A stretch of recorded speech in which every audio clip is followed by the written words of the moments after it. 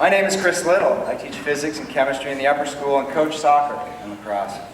I have an awesome group of advisees and science students who keep me inspired every day. This morning I am sharing a This I Believe story.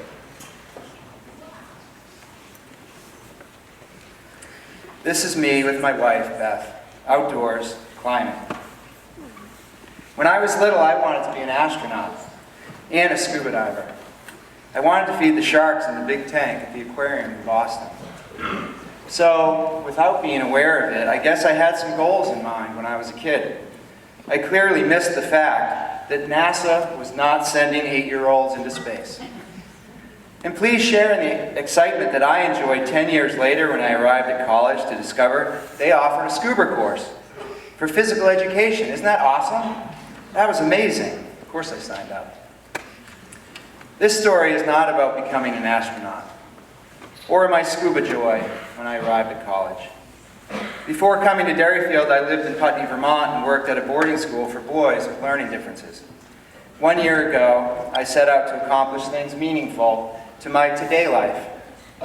We had decided to return to New Hampshire to be closer to family and to friends. This story starts December 2018. Among the many things going on in my life, I set goals that included the following. Find a new job doing things I value. Teaching, coaching, mentoring students, and sharing my passion for music and outdoor activities. Spend quality time with my wife, my mother, and my children. And get better as a climber. Lead ice climbs and lead harder rock climbs. Lead climbing involves a rope, a harness, and safety gear with names like cams, draws, slings, hexes, and carabiners. Ice screws for leading on ice. When you lead climb, you place protection as you go, so most of the time, your protection is below you. This means a fall past the protection before your belayer can catch you when the rope tenses. I wrote my goals in my journal, shaped them around things that mattered, around my values. I visited them often to keep them fresh in my brain. Call Mom, text Mackenzie and Guthrie, and talk to Dugan in the car during long drives. Somewhere along the way, I stumbled upon a simple phrase providing a quick reminder to stay focused. Hold fast. Hold fast means, well, what it sounds like. Don't let go. Hold. Fast. Secure. Kind of like hold on tight. Hold fast to my values. They serve as my compass. Hold fast to my goals. So off I went after my goals. This is me standing at the base of Bloodline. Ice climbing brings me joy, maybe you can tell from my face. This is me getting my first lead climb on Bloodline at the ledges above Newfound Lake.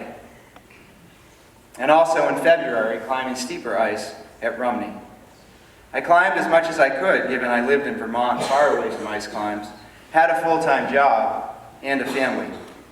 Hold fast to my values. Hold fast to my goals. And hold fast to the ice, of course.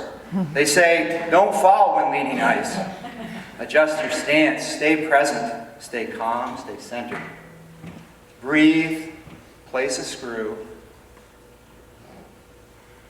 Clip in, climb on.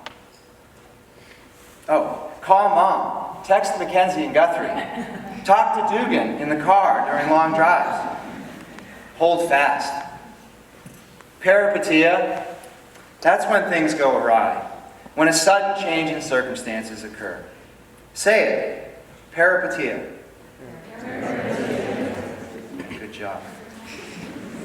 Yvon Chouinard, founder and longtime president of the Patagonia Company, says, adventure is when everything goes wrong. Does that sound like peripeteia? Eager to advance my ice climbing, I hired a guide to offer feedback on my lead skills on a climb called Standard Route. It's a moderate route, about 350 feet tall. It went awesome. At the top, my guide friend joined me and said, "You don't need a guide anymore. And I have nothing to tell you about your climbing. You look great." 2 weeks later, Beth and I returned to the same route. It was a perfect day. Sunny, cold, 5 degrees. Calm, no wind. It was Friday, March 8th, 10 months ago. Surprisingly, no other climbers were around this popular climbing area called Frankenstein Cliffs. A little scary. Crawford Notch, New Hampshire. We geared up and ready for the climb, doing the buddy check to make sure we were buckled and tied in properly, that our knots were good, the belay was ready, carabiners locked. Okay, good to go. I set my crampons and tools into the ice. It was hard and a bit brittle, so it took a few thoughtful swings of the tools to set them solid and secure. Hold fast to my values, to my goals, and to the ice, of course. Don't fall when leading ice. Adjust your stance. Stay present. Stay calm. Stay centered. Breathe. Set your feet. Set your tools. Stand up. Place a screw. Clip in. Climb on. Things went perfectly, and I was a few moves from topping out. That's when you reach the top of the climb and step onto the safe, flat ground where you can build an anchor to bring up your second. That would be Beth. I was holding fast on the ice, and boom, I fell. Remember, don't fall when leading ice. And when you're on lead, you have to fall past your last piece of protection before your belayer can catch you when the rope tenses. My view changed that day. I had torn tendons in and fractured my right ankle, the fibula. Impact with the ice had broken my left talus bone, the bone in your foot that bears your body weight, the foundation for the tibia. I spent 5 days in the hospital. I had 2 surgeries.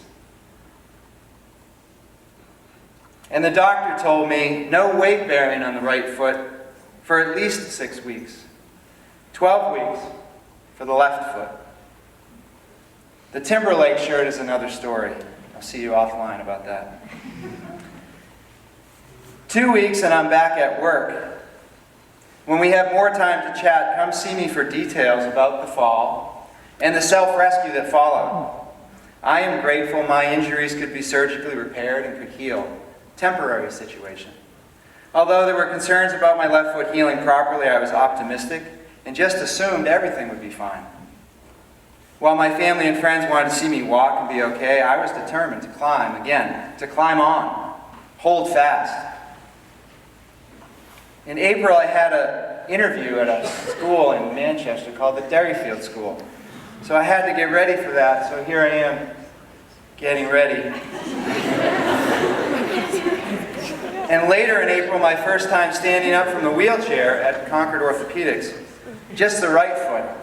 Not so easy. This is when I learned the word proprioception. Look it up if you don't know what it means. Hold fast. In May, I had my first outing on crutches to the Putney General Store, and I love their lunch burrito. Fantastic. And the compass rose, a symbol of seeking direction and being on a journey. Hold fast. And in June, yes, first day standing with weight on both feet. So exciting. Maybe not for you, but for me it was. And in July, bare feet, first time, no boots. Standing on 2 feet. The carpet felt amazing. Hold fast.